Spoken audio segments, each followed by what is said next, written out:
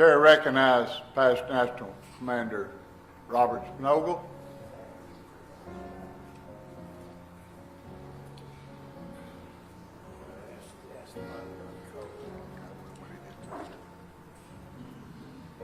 Will the body go ahead and uncover, please?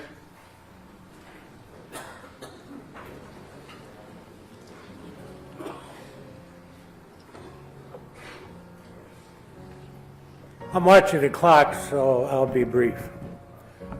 John Finley Sommer was from Grove City, Ohio.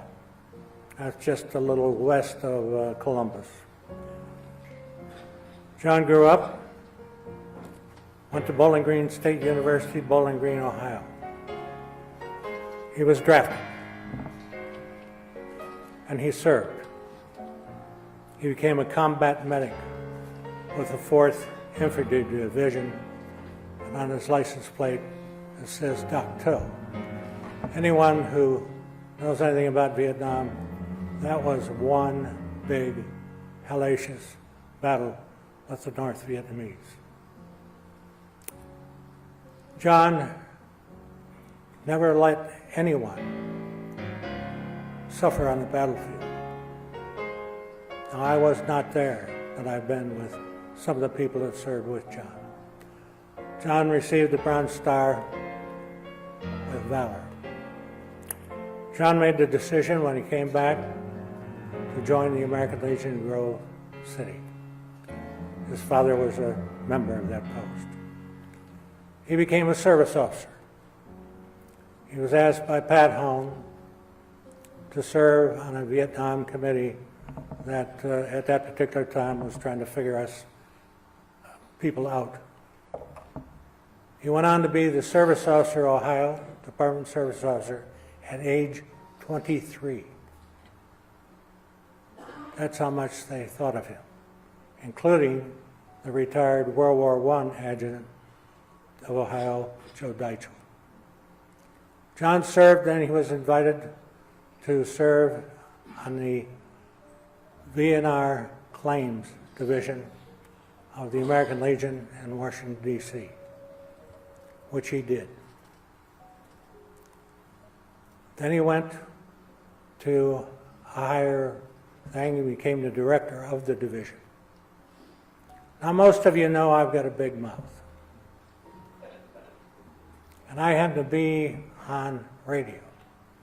And it was mentioned here earlier about Agent Orange. And John and I went to Max Cleland, the administrator of the VA, taking advice from a World War I service officer at my post in Michigan. He looked at a bunch of us young people and he said, get your medical records from your service and make sure you've got them. Then file a claim even though you don't think you need one. Because that injury you got is like playing football. It may not bother you a whole lot now because you're young, but when you get older, it's going to really bother you. And you're going to get sick. And it's a result of your service. And you need to get that down. Because when you get old, your wife will spend every dime you've got, if she's still alive, to take care of you. And I heard that from the auxiliary president today. It was damn good advice. So you see the World War I up to where we are now. So I'm on radio or something, and I was saying we need a registry of veterans exposed to Agent Orange. Need to get them on the registry, even though the government hasn't approved service connection. Well, I got a call from Jean Stellman, epidemiologist from Columbia University, and her son, her husband. She said, blah, blah, blah, blah. I didn't know who the hell she was. So I forwarded to John. And we did the Columbia University study that measured the health of those that served in Nam that were exposed, their buddies or the comrades who served at the same time in someplace else. It was a controlled study. John headed that study from our point of view. Jean did the study from her point of view. And Dick Christian, who's now deceased, retired colonel, adjutant corps, joined the study. And why?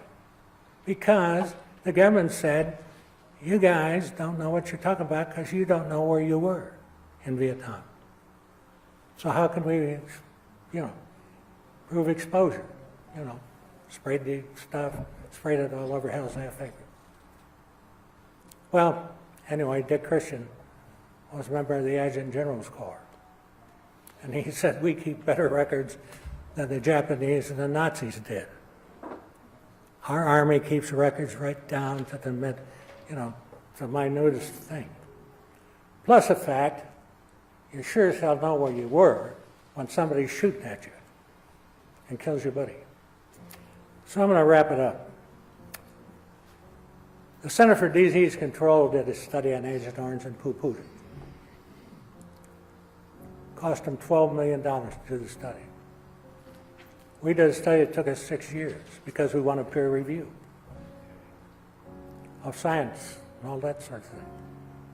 I'm not one that likes to wait 6 years to get the answer, but Gene convinced me. So that's what broke the thing. Now, just two things, if I could say. Just two things. Agent Orange was contracted out, the actual fluid was contracted out to subcontractors. Subcontractors didn't run a distillation process to take the carcinogens out of it. Some of you use 2,4-DT, which is commercial Agent Orange, basically. They don't call it that. But it's the weed killer and all that. And it's distilled. The reason they didn't care is because we're dropping it on the enemy. Now we're considering that you got to go through it. And Jean, I finally asked her because it cost us $86,000. Oh, that's what it cost the Legion. 7 departments were involved with it, and volunteers went out to interview these veterans. So at the end, the American Legion gave Jean and Steve the Distinguished Service Award. So I asked Jean, I said, Jean, 86,000 compared to 12 million, and most of that was data input. That was years ago when you didn't have a whole lot of, high-tech stuff. And she said, because I owe the veterans of this nation. I was just a little girl, but I was in a DP camp, displaced persons camp. And then the Third Army shows up, Patton shows up. And thank God he did, because my family and I were headed for Buchenville. And she says, I owe you guys everything and I'm not charging a cent. And she still works as a volunteer at the Brooklyn VA and represents veterans. So John Sommer did a hell of a job. His heart was at the right place, not unlike a lot of us. It was my buddies. He was 100% service connected. And I'm convinced he died of Agent Orange. Because he had diabetes and he had a heart problem. And I was with him probably a couple weeks before he passed away, he and his wife. So John, you did your duty for this country, and you did a duty for your fellow veterans, and God bless you and God bless this family. Thank you, Mr. Commander. Thank you, Past and Master Commander Spanogle. Everybody recovered. Thank you for the eulogy. Very good.